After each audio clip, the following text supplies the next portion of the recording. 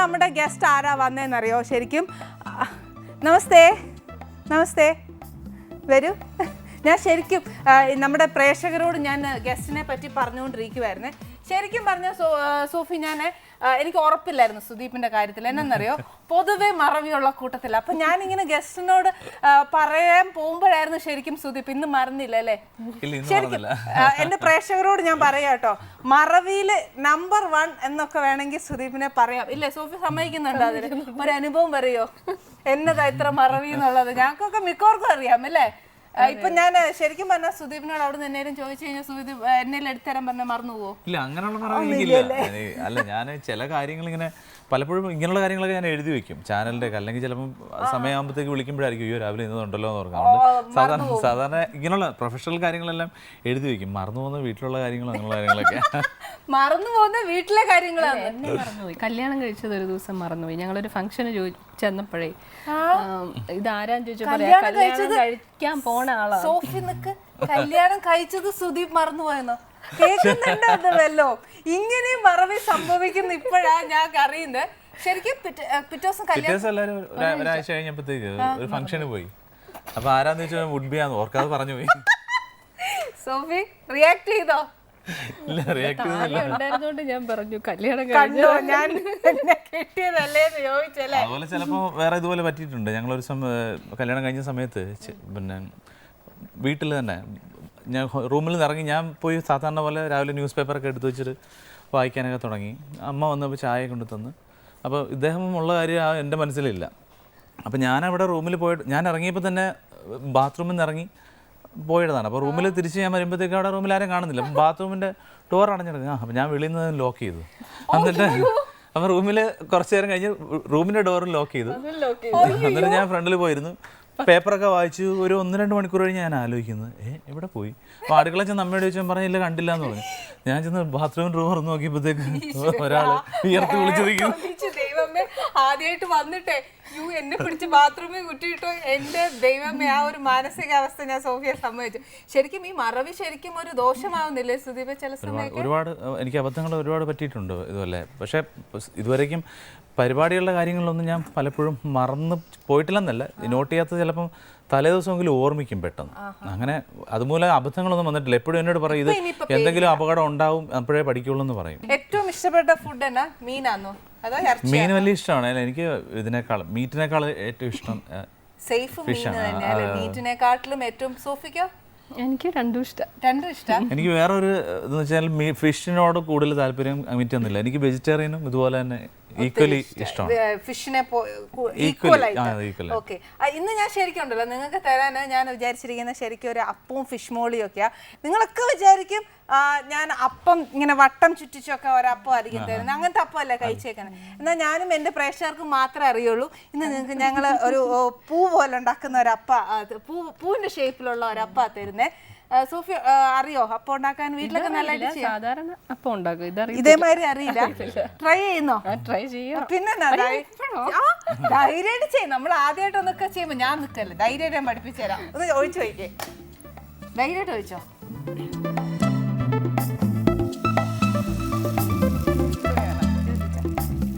Left right front back ഒക്കെ ഒഴിച്ചാൽ മതി. ഒഴിച്ചോ? എന്നിട്ട് അങ്ങോട്ട് മുമ്പോട്ട് പുറകോട്ട്, പിന്നെ ഗ്യാപ്പ് ഫില്ല് ചെയ്തോളൂ. മാവ് കൂട്ടി ഒഴിക്കണോ? ഫസ്റ്റ് ഒഴിക്കുമ്പോൾ നമ്മൾ മാവ് കൂട്ടിയാൽ മതി. പക്ഷെ ഇനി ഇങ്ങോട്ടും കൂടെ കണ്ടില്ലേ? നമ്മുടെ പ്രേക്ഷകർ തന്നെ കണ്ടില്ലേ ഈ പൂവപ്പ് ഒഴിക്കാൻ എന്നാ പാട് വേണ്ടേ? എന്നാ പറയുന്ന സോഫി ശരിക്കും നമ്മളൊക്കെ വീട്ടിലുണ്ടാക്കുന്ന പോലത്തെ വട്ടപ്പ ഉണ്ടാക്കിക്കൊണ്ടിരുന്നെന്ന് തന്നെ. പക്ഷെ കണ്ടത് എന്നാ എളുപ്പമാണ് ഇല്ലേ? നല്ലതായിട്ട് വന്നില്ലേ? മാവിലാണ് കാര്യം. അതുപോലെ ചിറ്റാണെങ്കിൽ എല്ലാ മാവും ചിലപ്പോൾ അങ്ങനെ ആവണമെന്നില്ല.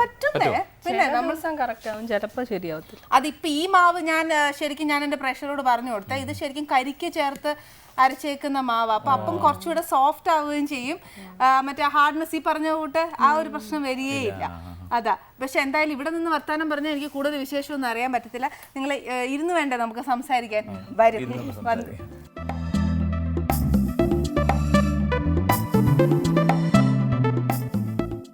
ഞാൻ എൻ്റെ അപ്പം ഒന്ന് ഓഫ് ചെയ്തിട്ട് വരാവേ, എല്ലാം കരിഞ്ഞ അപ്പം തരേണ്ടി വരും. ശരിക്കും പറഞ്ഞാൽ സുദീപിനെ പറ്റി പറയുവാണെങ്കിൽ എൻ്റെ അറിവിൽ ശരിക്കും ദേവരാജൻ മാസ്റ്റർ കണ്ടുപിടിച്ച ഒരു സൃഷ്ടിയാണെന്നേ പറയുള്ളൂ അല്ലേ? ദേവരാം മാസ്റ്ററാണ് എൻ്റെ ഗുരുക്കന്മാരിൽ ഏറ്റവും എനിക്ക് ഈ സിനിമയിൽ അല്ലെങ്കിൽ ഈ രംഗത്ത് തന്നെ ഞാൻ ഉറച്ചു നിൽക്കണം എന്ന് ഏറ്റവും കൂടെ ആഗ്രഹിക്കുകയും എന്നെ പ്രോത്സാഹിപ്പിക്കുകയും ചെയ്തിട്ടുള്ള ഒരാൾ. മറ്റുള്ള ഗുരുക്കന്മാരെ ഞാൻ കുറച്ച് കണ്ടല്ലേ പറയുന്നത്. ഞാൻ ആ സമയത്ത് കോളേജിൽ പഠിച്ചുകൊണ്ടിരുന്ന സമയത്താണ്, ലോ കോളേജ് പഠിച്ചുകൊണ്ടിരുന്ന സമയത്താണ്. അഡ്വക്കേറ്റാ? അത് പറയാം അങ്ങനെ. ഓ ശരി, അതൊന്ന് ഡീറ്റെയിൽ ആയിട്ടൊന്ന് കേൾക്കട്ടെ, പറയൂ. അപ്പോൾ ലോ കോളേജ് പഠിച്ചുകൊണ്ടിരുന്ന സമയത്ത് എനിക്കൊരു കൺഫ്യൂഷൻ ഉണ്ടായിരുന്നു. മ്യൂസിക്കും ലോയും ഒന്നിച്ച് കൊണ്ടുപോകണോ, അല്ലെങ്കിൽ ഏതിന് പ്രിഫറൻസ് എന്നുള്ളത് നമുക്കൊരു ടെൻഷൻ ഉണ്ടല്ലോ. പ്രൊഫഷണലി ഇത് ഒരു മ്യൂസീഷ്യനായിട്ട് തുടരുന്നതിലുള്ള ടെൻഷനുണ്ട്. വീട്ടിലും ആ ടെൻഷൻ ഉണ്ടായിരുന്നു. അച്ഛനും അമ്മമാർക്കൊക്കെ പറഞ്ഞ പോലെ ഒരു മ്യൂസിക്, ഞങ്ങളുടെ കുടുംബത്തിലാരും പ്രൊഫഷണൽ മ്യൂസീഷ്യൻസ് ഇല്ല.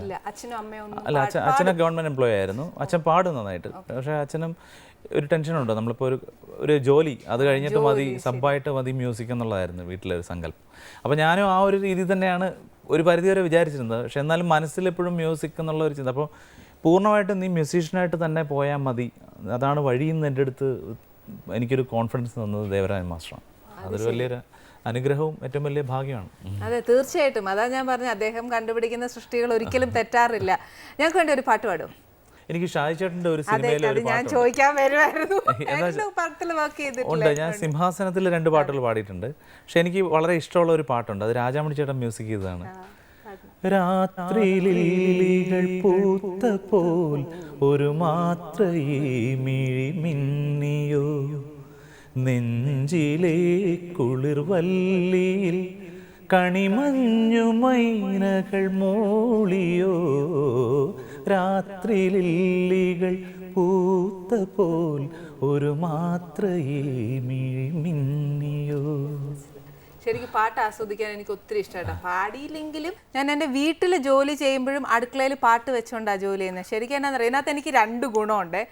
പാട്ട് ആസ്വദിക്കുകയും ചെയ്യും, എന്നാൽ ഞാൻ പത്രം വായിക്കുന്ന ശീലം പൊതുവെ കുറവാണ്.